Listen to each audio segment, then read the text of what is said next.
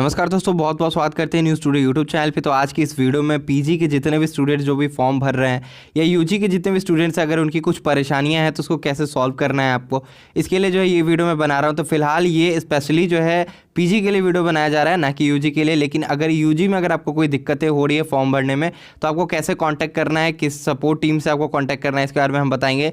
लेकिन पीजी वाले जो है खासा ध्यान दें, उनको जो है फॉर्म भरने में, सब्जेक्ट चूज़ करने में काफ़ी ज़्यादा दिक्कतें आ रही है, सब्जेक्ट भरने में यहाँ पे दिक्कतें आ रही है। बहुत सारे स्टूडेंट्स की ये भी परेशानियां हैं कि उनका ऑनर्स का जो भी मार्क्स है वो अपना जो है कहाँ डाले, क्योंकि यहाँ पे प्राइमरी पेपर सेकेंडरी पेपर में वो लोग कंफ्यूज हो रहे हैं। इनफैक्ट मैंने जो फर्स्ट डे वीडियो बनाया था तो जब मैंने सपोर्ट टीम से कांटेक्ट किया था और मैंने भी पूछा था कि आप बताइए कि कहाँ पे हम कौन सा डिटेल्स डालें, तो उन्होंने कहा था अपनी यूजी की जितनी भी डिटेल्स है वो यहाँ पे आप फिल कर दे। लेकिन ऐसा नहीं है, यहाँ पे जो है फॉर्मेट कुछ अलग ही तरीके से रिस्पॉन्ड कर रहा है। तो इस वीडियो में हम पूरी जानकारी देने वाले हैं सब्जेक्ट के रिगार्डिंग कि आपको कैसे सब्जेक्ट को डालना है, और अगर आपके पास सीएलसी नहीं है तो आपको क्या करना रहेगा।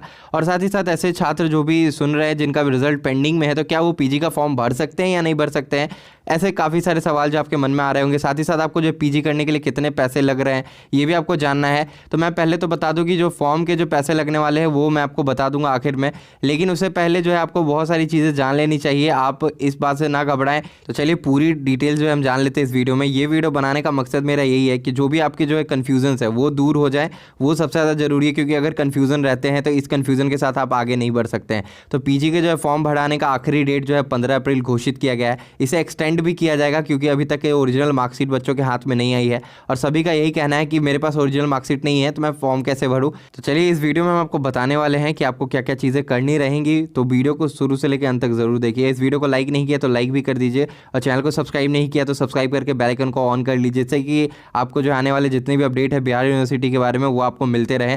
मैं डे टू डे जो है अपडेट करते रहता हूँ, जो भी जेन्युइन न्यूज़ होती है वो आप सभी तक जो है मैं पहुँचाते रहता हूँ। तो चलिए वीडियो को शुरू करते हैं। तो सबसे पहली चीज़, मैंने जो है BRABU के जो भी आपको UMI सपोर्ट जो बनाई गई है टीम, उनसे जब सवाल पूछे गए तो उन्होंने क्या रिप्लाई दिया है। जहाँ पे एजुकेशनल डिटेल्स आपको भरना है तो वहाँ पे पूछा गया कि which details I fill please help, तो उन्होंने जो है रिप्लाई दिया योर यूजी डिग्री जो है नेम। आपको जो है यूजी डिग्री नेम सबसे पहले भरना रहेगा। वो कौन से स्टेप पे है, तो एजुकेशनल इन्फॉर्मेशन जो आप भर रहे होंगे तो आपको वहाँ पर डालना रहेगा। उसके बाद जो है जैसा कि पूछा गया यहाँ पे कि नीचे दिए गए सब्जेक्ट डिटेल्स में सारे सब्जेक्ट का जो इन्फॉर्मेशन भरना है, मतलब honours as well as subsidiary papers also. तो उन्होंने जो है रिप्लाई इसके बारे में क्या दिया है, क्योंकि यहीं पे सबसे ज़्यादा जो है पेज फंस रहा है। तो यहाँ पे ये भी पूछा है मैंने कि एंड ओरिजिनल मार्कशीट तो मिला नहीं है अभी तक, और प्रोविजनल मार्कशीट ही है, तो क्या वही अपलोड कर सकते हैं ऑनलाइन वाला। तो उन्होंने जो है रिप्लाई दिया है, UMI सपोर्ट जो टीम बनाई गई है वो रिप्लाई आपको दे देते हैं टाइम टू टाइम। तो आपको जो है उनको मेल करना रहेगा, कुछ भी अगर आपके मन में सवाल है तो उनसे पूछ सकते हैं। तो उन्होंने क्या रिप्लाई किया, yes kindly fill all your subject details, please upload the marksheet you have available right now. आपके पास जो भी मार्कशीट अवेलेबल है, मतलब आपके पास प्रोविजनल मार्कशीट अगर अवेलेबल है तो आप उसे भी अपलोड कर सकते हैं।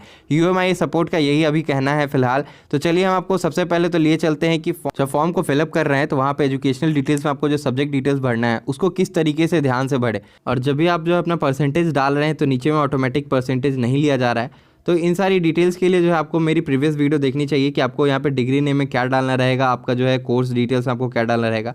मैं इस वीडियो में ये चीज़ें नहीं बताने वाला, मैं आपको बताने वाला हूँ कि आपका जो ओवरऑल परसेंटेज जो कैलकुलेशन हो रहा है यहाँ पे यूजी में आपको कितने परसेंट आए हैं, इसके बारे में मैं बताने वाला हूँ। तो जो मैंने प्रीवियस वीडियो में जो भी चीज़ें भरी थी, जो डिटेल्स मैंने भरी थी वो यहाँ पे गलत हो गया, क्योंकि फॉर्मेट यहाँ पे एरर हो जा रहा है, क्योंकि परसेंटेज आया कुछ और था और यहाँ पे जो है ऑटोमेटिक जो परसेंटेज कैलकुलेशन हो रहा है वो हो कुछ और रहा है।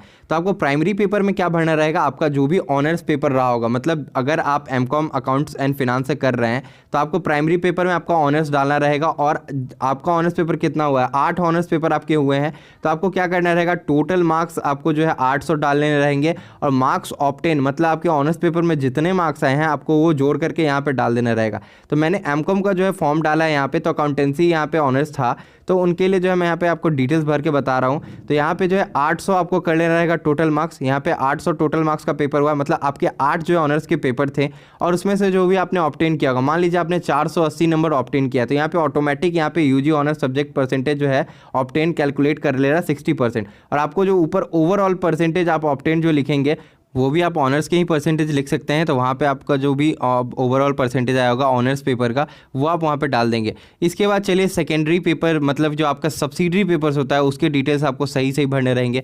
BCom अगर आपने अकाउंट्स एंड फिनांस से किया है तो आपको क्या क्या चीज़ भरनी रहेंगी।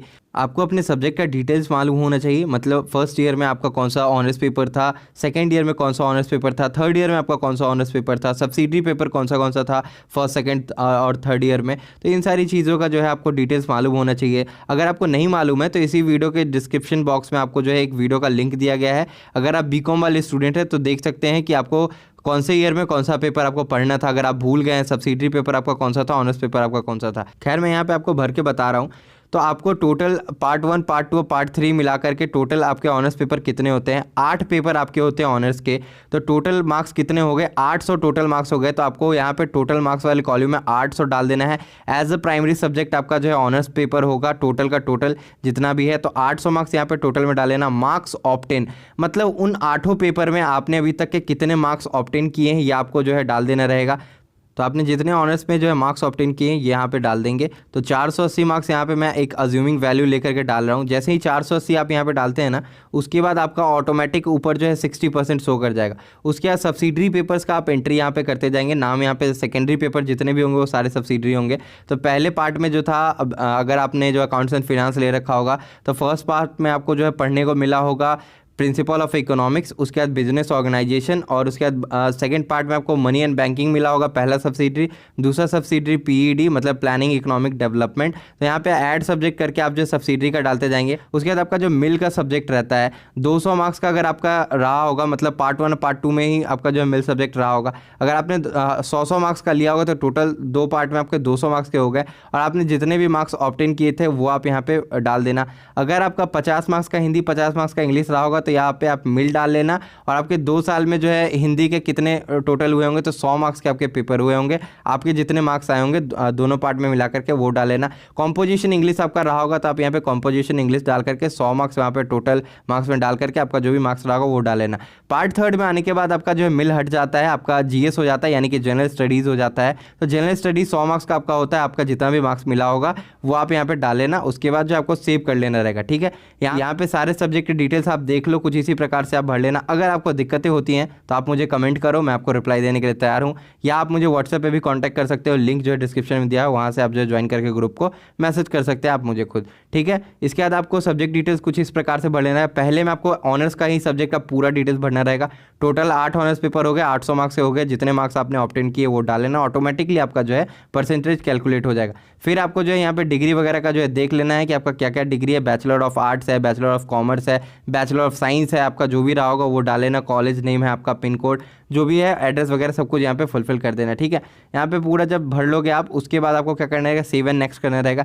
सेव एंड नेक्स्ट करने के बाद आपको जो है फोटो, सिग्नेचर, आपको जो है आपका एड्रेस प्रूफ, आपको आइडेंटिफिकेशन प्रूफ, जो ये सारी चीज़ें जो है कैंडिडेट का डिटेल्स जो भी डॉक्यूमेंट है वो आपको अपलोड करना रहेगा। तो मार्कशीट की रही बात, तो वो आपके पास अभी नहीं है, तो आप फिलहाल रुक सकते हैं, अपने मार्कशीट का इंतजार कर सकते हैं 10 अप्रैल तक की, जहाँ तक कि बताया जा रहा है कि आपका जो है मार्कशीट आपके कॉलेज में अवेलेबल हो जाएगा। सीएलसी की रही बात, तो आप जा सकते हैं प्रोविजनल मार्कशीट लेकर के, और आपसे वहाँ पे कुछ पैसे चार्ज किए जाएंगे। हर एक कॉलेज में लगभग चार्ज किया ही जाता है। आपके कॉलेज में अगर नहीं चार्ज किया जाता है तो अच्छी बात है।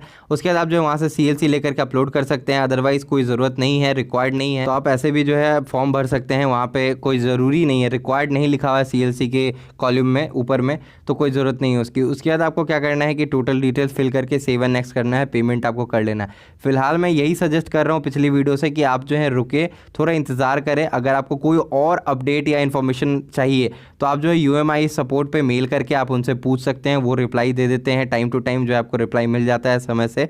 तो आप अगर यूजी के स्टूडेंट है या आप अगर पीजी के स्टूडेंट है, आप दोनों जो है अपने सवाल जो है यहाँ पे पूछ सकते हैं उनसे। अगर आपको कोई भी ज़्यादा फर्दर डिटेल्स चाहिए तो आप उनसे मेल करके पूछ सकते हैं। तो आज की वीडियो में बस इतना ही। आपका कोई भी सवाल है, सुझाव तो